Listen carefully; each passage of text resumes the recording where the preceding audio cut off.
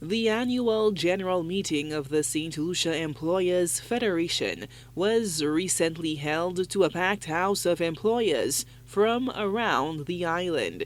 The AGM was held under the theme Promoting Inclusive and Sustainable Economic Growth, the employer's role in providing decent and meaningful work.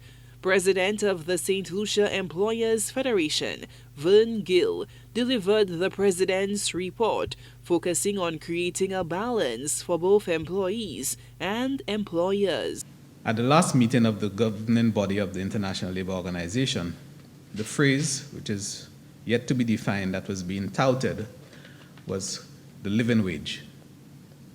I'm sure some of us have heard it before, but there is now a significant push from the workers for recognition of the concept. How we manage that in relation to the minimum wages to be decided. We will continue to work towards achieving our set objectives and will hopefully close some of the gaps by the next time we meet as a body. Labour Minister Dr. Virginia Albert Poyot expressed warm regards to the employers on the occasion of their 62nd annual general meeting. She reaffirmed the government of St. Lucia's commitment to continue working with both employers and workers towards sustainable development to maintain industrial peace.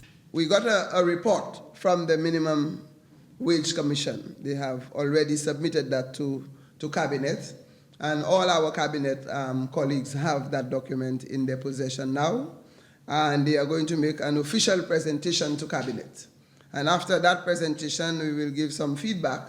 They are going to make some adjustment, and they will pass it over to all stakeholders, employers, and different businesses, the employees, the trade unions, and the media, and we are going to get the feedback before we come out with the final document that will reflect a decent wage for St. Lucians. The director of the ILO Decent Work Team and Office for the Caribbean, Mr. Johnny Musabayana, was the keynote speaker at the event.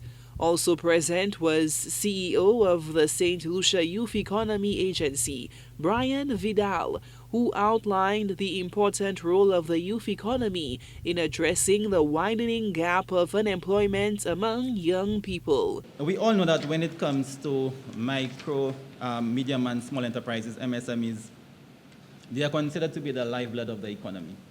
So meaning government alone, the private sector alone really cannot generate all of the jobs that are required for the population. Jobs are seen as the way out, to alleviate poverty, to improve the living standards of different persons. Now, why ye? So we are basically here, to give the young persons an opportunity to convert their hobbies into a passion, with the hope that in the future they will be able to generate, some kind of employment for themselves and ideally for other persons.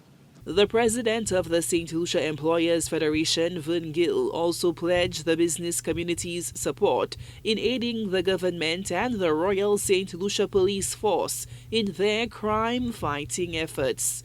Gill stated that the Olive branch of cooperation remains extended to youth groups to assist in building St. Lucia's workforce. We know that St. Lucia is teeming with creative minds and untapped potential amongst our youth. We as employers can make a difference by providing meaningful apprenticeships, mentoring, and by engaging in vocational training to help bridge the gap between education and employment. The United Nations in 2016 launched a system-wide effort for the promotion of youth employment called Decent Work for Youth.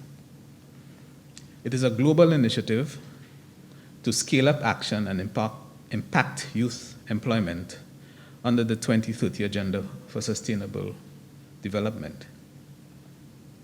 The vision is a world in which young women and men have greater access to decent jobs everywhere. The 62nd annual general meeting of the St. Lucia Employers Federation was held at the Bay Gardens Inn on Thursday, November 30th. Lucia Alfred, HTS News Force.